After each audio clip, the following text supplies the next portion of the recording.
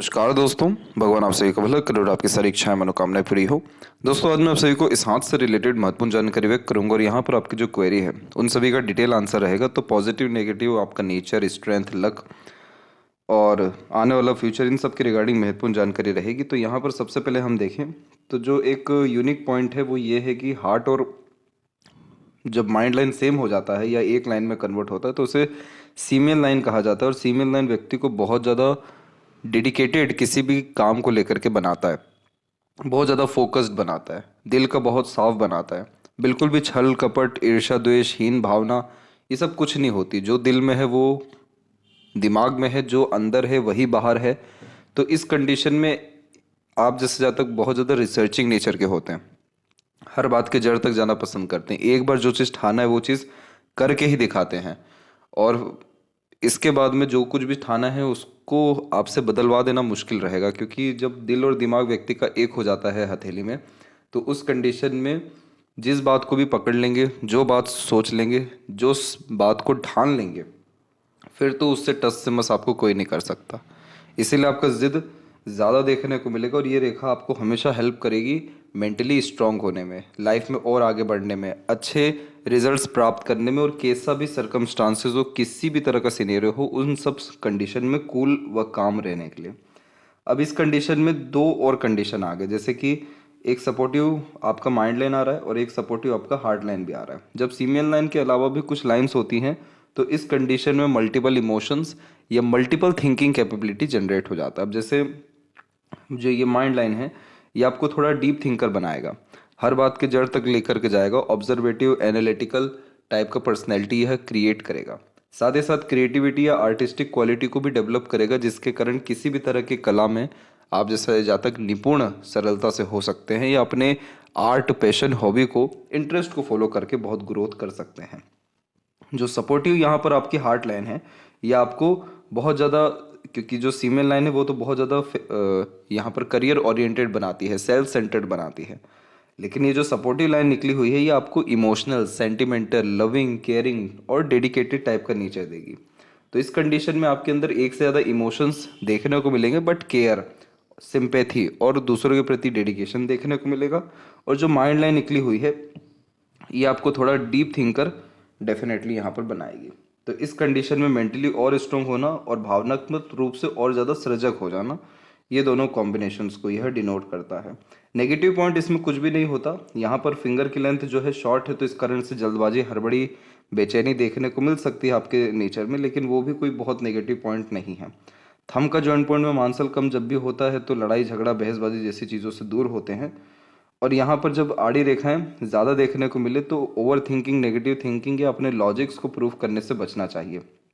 वही मतलब बहसबाजी जैसी चीज़ों से दूर होना चाहिए। लिटिल फिंगर की लेंथ जब शॉर्ट होती है तो स्टेज फियर होना, मन के अंदर बात को दबाना और अपोजिट या स्ट्रेंजर से बातचीत करते समय हिचकिचाहट होना, तो थोड़ा ये इंट्रोवर्ट टाइप का नेचर देता है। और इस कंडीशन में मनी मैनेजमेंट वीक होता है, तो ये एक नेगेटिव पॉइंट है।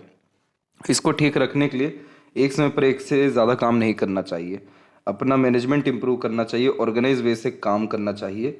और इस कंडीशन में सेविंग की बजाय इन्वेस्टमेंट पर ज़्यादा ध्यान देना चाहिए, आधे अधूरे ज्ञान पर निर्णय नहीं लेना चाहिए, और हर बात के जड़ तक जाने के बाद ही प्लानिंग्स या डिसीजंस करने चाहिए। विष्णु सहस्त्र नाम का पाठ कर सकते हैं अथवा सुन सकते हैं, उससे बहुत अच्छे रिजल्ट्स आएगा। आपके अंदर जो इंटेलिजेंसी है, इंटेलेक्चुअल स्किल्स है, उन सब में डेवलपमेंट होगा और इंटेलिजेंसी का यूज़ बहुत अच्छा हो सकेगा।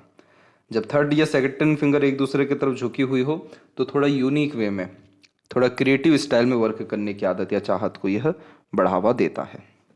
तो यहाँ पर वीक पॉइंट सिर्फ यही दिखाई दिया। बाकी जो स्ट्रेंथ है वो आपकी खुद की सीमेल लाइन है, क्योंकि सीमेल लाइन जब किसी के हाथ में होती है तो ऐसे जातक के जीवन में कितना ही उतार चढ़ाव क्यों ना हो, लेकिन ये हार नहीं मानते हैं, क्योंकि सीमेल लाइन हमेशा व्यक्ति को मजबूत करता जाता है। तो लाइफ में अगर बैड इवेंट्स भी होते हैं तो वो भी मजबूत करने के लिए आते हैं। तो आप जैसे जातकों के पास स्ट्रेंथ क्या होती है, मेंटली या इमोशनली स्ट्रांग होते हैं, लाइफ में हमेशा आगे बढ़ने की चेष्टा रहती है, कभी भी बाहरी गतिविधियों के कारण अंदर से बहुत ज़्यादा परेशान नहीं होते हैं, हर परिस्थिति में कूल काम रह पाने में या हर सिचुएशन को एब्जॉर्व कर पाने की जो कैपेसिटी है ये इंक्रीज करता है। तो ये आपका मेजर स्ट्रेंथ है। लक लाइन के बारे में हम देखें तो लक लाइन की स्थिति या लक लाइन का कनेक्शन आपके लाइफ लाइन से भी है, जैसे सेल्फ मेड लक लाइन कहा जाता है, तो आपकी मेहनत कभी भी बेकार नहीं जाएगी। इसीलिए आपके जीवन में हमेशा जॉब अपॉर्चुनिटीज़ बना ही रहेगा, अर्निंग हमेशा बनी रहेगी। ये बात ज़रूर है कि जैसे लक लाइन माइंड लाइन या हार्ट लाइन पर रुकता है, तो कई मर्तबा हमारा जो निर्णय है वो बदलने का बहुत मन करता है। कई मर्तबा हम भावनात्मक रूप से इतने ज़्यादा एक्टिव हो जाते हैं कि काम पे ध्यान नहीं रहता है।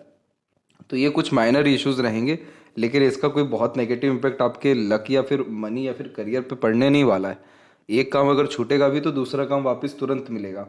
तो इस तरह की जो लक लाइन है ये इस बात को दर्शा रही है कि आपका कोई भी काम एक बार में नहीं बन पाएगा, या फिर एक बार में आपको किसी काम से सेटिस्फेक्शन नहीं मिलेगा। लेकिन आपके पास अपॉर्चुनिटीज़ की या लक की किसी तरह की कोई भी कमी नहीं है। और self made luck line confirmation देती है कि जिस भी तरह के काम में आपने एफर्ट डाला है, आज या कल उसका अच्छा रिजल्ट आएगा, आपका मेहनत बेकार कभी नहीं जाएगा। दूसरी बात, जब लक लाइन में मून लक लाइन का कनेक्शन आता है तो इस कंडीशन में बर्थ प्लेस से दूर ग्रोथ होने के चांसेस या बाहरी दुनिया लोगों के सपोर्ट मिलने से तरक्की होने के चांसेस बढ़ जाते हैं। तो यहाँ पर ये जो लक लाइन का सबसे अच्छा रिजल्ट आपको मिलेगा वो मिलेगा 34 के बाद में। इसीलिए आपके जीवन में जो भाग्य उदय है वो 34 के बाद में रहेगा, जिसमें luxuries, comfort, royalty, standard of living या अर्निंग कैपेबिलिटी अथवा कंफर्टेबिलिटी आपके करियर में, लाइफ स्टाइल में देखने को मिलेगा।